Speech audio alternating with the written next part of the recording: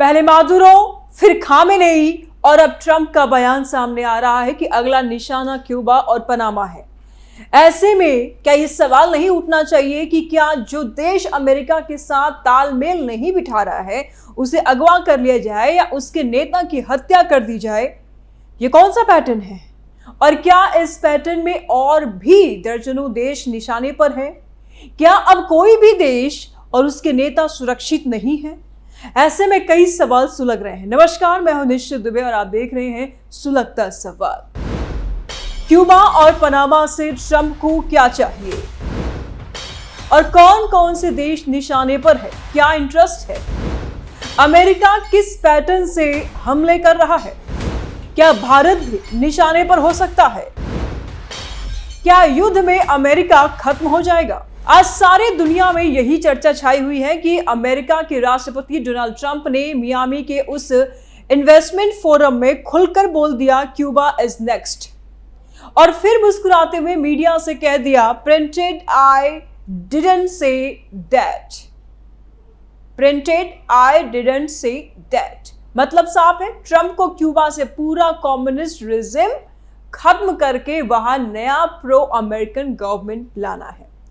Venezuela में Maduro को जनवरी में कैप्चर कर लिया गया, ईरान पर स्ट्राइक्स हुए, अब क्यूबा की बारी। ट्रंप और उनके secretary of state Marco Rubio, जो खुद क्यूबन ओरिजिन, बार बार ये कह रहे हैं कि हवाना की सरकार फेल हो रही है। ब्लैकआउट्स, तेल की कमी और सब कुछ अमेरिका के ऑयल ब्लैकेट से हुआ है। ट्रंप को क्यूबा से क्या चाहिए? क्या चाहिए? रूस, चीन, ईरान का प्रभाव पूरी तरह से खत्म होना चाहिए क्यूबा से। वहां के तेल, वहां के स्ट्रेटेजिक लोकेशन पर अमेरिकी कंट्रोल चाहिए और कैरेबियन में स्टेबिलिटी, ताकि माइग्रेशन और ड्रग्स रुके। अब पनामा की बात करें तो और भी बड़ा स्ट्रेटेजिक खेल है यहाँ। पनामा कैनाल, दुनिया की 40% अमेरिकी ट्रेड गुजरती है इस कैनाल से। ट्रंप ने बार बार कहा है कि चीन इसका ऑपरेशन कर रहा है। सीके हचिशन कंपनी हांगकांग की है। जनवरी में पनामा के सुप्रीम कोर्ट ने उस चाइनीज कंपनी के खिलाफ रूलिंग दे दी, जो ट्रंप एडमिनिस्ट्रेशन के लिए बड़ी जीत है। ट्रंप को पनामा से क्या चाहिए? कैनाल पर अमेरिकी डोमिनेंस वापस चाहिए, फीस रीनेगोशिएट, चाइनीज इंफ्लुएंस बिल्कुल खत्म और वेस्टर्न हेमिस्फीयर में कोई दूसरा पावर नहीं घुसना चाहिए। यह सब डोनरो डॉक्ट्रिन का हिस्सा है, मतलब अमेरिका अपनी पूरी ताकत दिखाना चाहता है। तमाम सोर्सेज यही बता रही है कि ट्रंप को क्यूबा से रेजिम चेंज और पनामा से ट्रेड रूट का फुल कंट्रोल चाहिए, ताकि चीन को रोका जा सके। यह कोई छोटी बात नहीं है, यह पूरा जियोपॉलिटिकल चेस है, जहां ट्रंप पीस थ्रू स्ट्रेंथ का नारा देकर के अपनी शर्तें बनवा रहे हैं। देखिए, अगर क्यूबा गिर भी गया तो कैरेबियन पूरी तरह से अमेरिकी प्रभाव में आ जाएगा। गौर से देखिए कैरेबियन सी को। और पनामा कैनाल, देखिए पनामा कैनाल कहां पे है। पनामा कैनाल कंट्रोल से ग्लोबल शिपिंग अमेरिका के हाथ में हो जाएगा। यह ट्रंप का अमेरिकी फर्स्ट का सबसे बड़ा मूव है और पूरी दुनिया इसे देख रही है। और कौन कौन से देश निशाने पर है? क्या इंटरेस्ट है इन देशों से और कौन कौन से देश निशाने पर है और इन देशों से ट्रंप को, अमेरिका को क्या इंटरेस्ट है? सारे सोर्सेज यही बता रहे हैं कि वेनेजुएला, ईरान के बाद क्यूबा तो कंफर्ट है। क्यूबा तो कंफर्ट है, लेकिन लिस्ट बड़ी लंबी है। सबसे पहले निकारागुआ, उसका रिजिम चेंज करेंगे, जो रूस, चीन, ईरान से हाथ मिलाए बैठा है, ड्रग ट्रांजिट पॉइंट है। सेनेटर रिक स्कॉट ने खुलकर कह दिया कि अब निकारागुआ की बारी है। ट्रंप का इंटरेस्ट वहां भी रेजिम चेंज की है, ड्रग्स रोकना और चाइनीज इन्वेस्टमेंट्स को बाहर करना। फिर कोलंबिया ड्रग्स कार्टेल्स के नाम पर मिलिट्री एक्शन की धमकी पहले ही दी जा चुकी है। बोलिविया और Honduras left leaning governments Chinese belt and road में ज्यादा इन्वॉल्व्ड है, वहां भी इकोनॉमिक प्रेशर बढ़ेगा। Mexico border drugs migration, USMCA trade renegotiation, Trump tariff की धमकी दे रहे हैं। ग्रीनलैंड आर्कटिक रिसोर्सेज और मिलिट्री बेस के लिए ट्रंप पहले भी बाय ग्रीनलैंड बोल चुके हैं।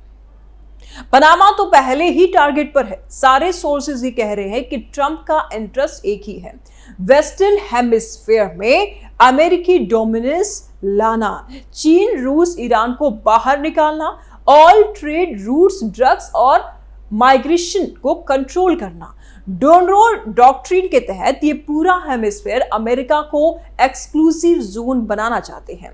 कोई मिलिट्री इन्वेजन हर जगह नहीं, लेकिन इकोनॉमिक स्ट्रैंगुलेशन, सैंक्शंस, टैरिफ्स और जहां जरूरी वहां मिलिट्री प्रेशर बढ़ाना। सेनेटर टेड क्रूज ने कहा है कि वेनेजुएला, क्यूबा, ईरान में नई गवर्नमेंट आएगी। मतलब साफ है कि ट्रंप का निशाना वो सारे देश हैं जहां चीन घुसा हुआ है या एंटी अमेरिकन रिटोरिक है। ये सब 2026 के अंत तक चलने वाले खेल है। यानी कि आप ये मत समझिए कि मार्च का महीना चल रहा है, अप्रैल का महीना चल रहा है तो हो सकता है कि मई और अप्रैल में सब कुछ ठीक चल जाएगा। ऐसा नहीं है, ये लंबा खेल जाएगा। अभी तो वेनेजुएला की बारी थी, ईरान की बारी है और उसके बाद आप देखिए लिस्ट लंबी है ट्रंप के पास। 2026 के अंत तक ये चलने वाला खेल है और दुनिया भर के मीडिया इसे मॉनरो डॉक्ट्रिन 2.0 बता रहे हैं। अमेरिका किस पैटर्न से हमले कर रहा है? ये पैटर्न बिल्कुल क्लियर है, समझिए जरा गौर से। और हर सोर्स एक ही बात दोहरा रहा है, ये मॉनरो डॉक्ट्रिन 2.0 या डोनरो डॉक्ट्रिन है। पहले वेनेजुएला में मिलिट्री ऑपरेशन से मादुरो को पकड़ा, तेल सप्लाई बंद कर क्यूबा को घुटने पर लाया और फिर ईरान पर स्ट्राइक्स लगा दिया। अब क्यूबा इज नेक्स्ट बोल दिया। पैटर्न ये क्लियर है कि सबसे पहले एडवर्सरी रेजिम्स को टारगेट करो जो चीन, रूस, ईरान से अलाइड है। फिर economic strangulation, sanctions, oil blockade, tariffs लगाओ और उसके बाद रिटोरिक, यानी कि ट्रंप खुल करके बोलते हैं कि sometimes you have to use the military. फिर इंटरनल ऑपोजिशन को सपोर्ट करो और फाइनली रिजीम चेंज या फिर फ्रेंडली गवर्नमेंट बन जाती है। पनामा में कोर्ट रूलिंग से चाइनीज कंपनी निकाल दी गई बिना फुल इन्वेजन के कंट्रोल लिए, और ये सब पीस थ्रू स्ट्रेंथ का पैटर्न है। कोई डायरेक्ट हमला हर जगह नहीं होगा, बल्कि हैवी प्रेशर, इतना प्रेशर बना दो कि सरेंडर कर दे सामने वाला व्यक्ति।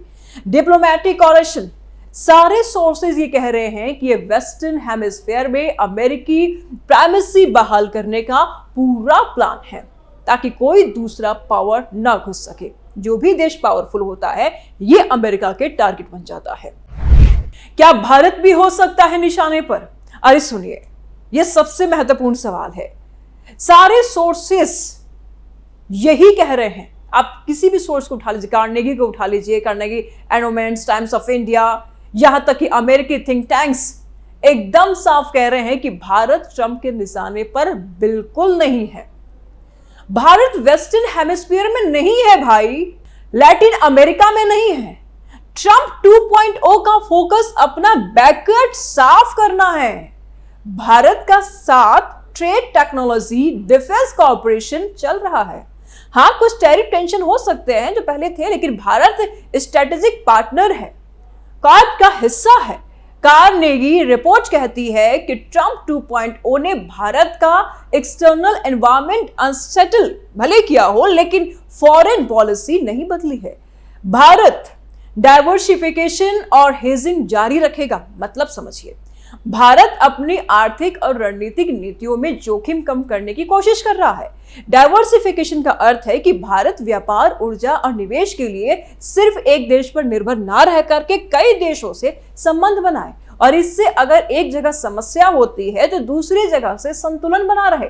हेजिंग का मतलब है कि संभावित नुकसान से बचा जा सके, जैसे कि वैश्विक तनाव या बाजार में उतार चढ़ाव के समय भारत अलग अलग विकल्प रख करके खुद को सुरक्षित रखता है। और इस तरह भारत अनिश्चित परिस्थितियों में भी स्थिरता बनाए रखने की रणनीति अपनाता है। यूं ही प्रधानमंत्री नरेंद्र मोदी मन की बात में ये नहीं कह देते हैं कि टेंशन लेने की आप लोग को जरूरत नहीं है, अफवाहों पर ध्यान मत दीजिए, हमारे पास एलपीजी की प्रॉब्लम नहीं है, हमारे पास पेट्रोल और डीजल की प्रॉब्लम नहीं है। इसी स्ट्रेटेजी के कारण, क्योंकि भारत के पास अपना ऑप्शनल रूट्स खुले हुए हैं। एक रूट अगर बंद होता है, एक रास्ता बंद होता है, तो बहुत सारे रास्ते हैं भारत के पास, और यही कारण है कि भारत अभी भी स्टेबल है और स्थिति मजबूत है इसकी। तो भारत चीन के खिलाफ बैलेंस भी है, इसलिए ट्रंप का निशाना भारत नहीं बनेगा, ट्रंप भारत को निशाना नहीं बनाएंगे। भारत हर एंगल से पूरी तरह सुरक्षित है, सेफ है। क्या युद्ध में अमेरिका खत्म हो जाएगा? अरे नहीं, बिल्कुल नहीं। ट्रंप की पॉलिसी पीस थ्रू स्ट्रेंथ से अमेरिका मजबूत हो रहा है। वेनेजुएला, ईरान, क्यूबा में छोटे छोटे ऑपरेशन से मिलिट्री ने नया लेवल दिखाया है। इसमें कोई दो मत नहीं है कि ईरान के साथ युद्ध करते समय इन्होंने बहुत कुछ नुकसान भी किया है अपना। अमेरिका की इकोनॉमी बूमिंग है, मिलिट्री सबसे ताकतवर है। हाँ, ओवर स्ट्रेस का रिस्क है, लेकिन कोई सोर्स ये नहीं कह रहा है कि अमेरिका खत्म हो जाएगा। अरे वो तो पावर की ही लड़ाई लड़ रहा है, सबसे ऊपर हम, सबसे मजबूत हम। और एक पूरी हेमिस्फीयर में, आप अर्थ को देखें, ग्लोब को देखें, पूरे हेमिस्फीयर में यानी कि आधा हिस्सा में अमेरिका अपनी डोमिनेंसी चाहता है। कहां खत्म होने का सपना कोई देख रहा है? ये दिखा रहा है कि अमेरिका अपनी बैकयार्ड पर कब्जा मजबूत कर रहा है। युद्ध में हार नहीं, बिल्कुल नई जीत की तैयारी है। दुनिया देख रही है, लेकिन अमेरिका अभी भी नंबर 1 है। ट्रंप हार नहीं मानेंगे। मतलब साफ है कि अमेरिका की लड़ाई सिर्फ ईरान और वेनेजुएला से नहीं है, बल्कि हर उस देश से जो चीन और ईरान और रसिया से डायरेक्ट प्रभावित है। अमेरिका उन्हीं देशों पर हमला कर रहा है जिस पर चीन का हाथ है। और ऐसे में यह भी जानना जरूरी हो जाता है कि चीन का लैटिन अमेरिका में प्रभाव कितना गहरा है और कितना तेजी से बढ़ा है। पिछले 20-25 सालों में चीन ने लैटिन अमेरिका को अपने आर्थिक और स्ट्रेटेजिक पकड़ में इतना मजबूती से जकड़ लिया है कि अमेरिका को अब बीजिंग की आवाज सुनाई देने लगी है। शुरुआत 2000 के दशक से हुई थी, जब चीन ने लैटिन अमेरिका को अपना सबसे बड़ा ट्रेडिंग पार्टनर बनाना शुरू किया। 2024 तक ट्रेड वॉल्यूम $500 बिलियन से ऊपर पहुंच गया। यानी चीन कई देशों का नंबर 1 ट्रेडिंग पार्टनर बन चुका था। ब्राजील, चिले, पेरू, अर्जेंटीना, सब में चीन ने बेल्ट एंड रोड इनिशिएटिव यानी कि BRI के तहत 21 से ज्यादा लैटिन अमेरिकी देशों को जोड़ लिया। पेरू में चांकाई पोर्ट जैसा मेगा प्रोजेक्ट, ब्राजील में हाईवे और पावर प्लांट्स, और इक्वाडोर में मिराडोर कॉपर माइन, पनामा कैनाल के दोनों तरफ पोर्ट्स पर चाइनीज कंपनियों का कंट्रोल। और ये सब प्रोजेक्ट्स न सिर्फ इंफ्रास्ट्रक्चर बनाए, बल्कि चीन को वहां की critical minerals, lithium, copper, nickel, oil की सप्लाई चेन का मालिक बना दिया। वेनेजुएला में तो अकेले $100 बिलियन से ज्यादा ऑयल बैक्ड लोन दिए गए। क्यूबा, निकारागुआ, बोलिविया में भी पॉलिटिकल और मिलिट्री टाई अप्स बढ़े। चीन ने वहां telecom, space monitoring stations, digital infrastructure सब पर कब्जा जमाया। लेकिन 2025-26 में ट्रंप एडमिनिस्ट्रेशन ने डोनरो डॉक्ट्रिन यानी कि मॉनरो डॉक्ट्रिन 2.0 लागू करके चीन के इस प्रभाव को सीधा चैलेंज कर दिया। वेनेजुएला में मादुरो को कैप्चर करने के बाद अमेरिका ने कहा कि नई सरकार चीन से सारे इकोनॉमिक टाइज काटे। पनामा ने BRI से बाहर निकलने का ऐलान कर दिया। कोर्ट ने चाइनीज कंपनी को कैनाल पोर्ट से हटा दिया। क्यूबा को नेक्स्ट टारगेट बनाकर के ट्रंप ने खुलकर कहा कि कैरेबियन में चाइनीज इन्फ्लुएंस खत्म करना है। Shield of the America's summit में ट्रंप ने लैटिन लीडर्स को बुलाकर साफ साफ बोला, चीन को वेस्टर्न हेमिस्फीयर में घुसने नहीं देंगे।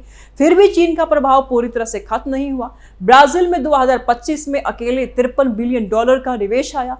पेरू का चांकाई पोर्ट्स अभी भी चाइनीज कंपनी चला रही है। चीन ने 2025 में नया व्हाइट पेपर जारी करके कहा कि हम लैटिन अमेरिका के साथ एनर्जी, मैन्युफैक्चरिंग, ग्रीन टेक्नोलॉजी में और गहरा सहयोग करेंगे। ट्रेड अभी भी बढ़ रहा है। क्रिटिकल मिनरल्स की सप्लाई चीन की इकोनॉमी के लिए जरूरी है। असल में ये पूरा खेल जियोपॉलिटिकल चेस का है। चीन को लैटिन अमेरिका से रिसोर्सेज, नया मार्केट, अमेरिका के बैकयार्ड्स में अपना फुटप्रिंट चाहिए था ताकि वॉशिंगटन को बैलेंस किया जा सके। लेकिन ट्रंप की पीस टू स्ट्रेंथ पॉलिसी ने अब चीन को कुछ पोर्ट्स, पावर और प्रेजेंस खोने पर मजबूर कर दिया है। फिर भी चीन की जड़ें इतनी गहरी है कि पूरी तरह से उखाड़ना आसान नहीं है। लैटिन देश भी दोनों तरफ से फायदा उठाने चाहते हैं। राय दे अपने कमेंट बॉक्स में। जल्द मिलते हैं नए अपडेट के साथ। दीजिए इजाजत, नमस्कार।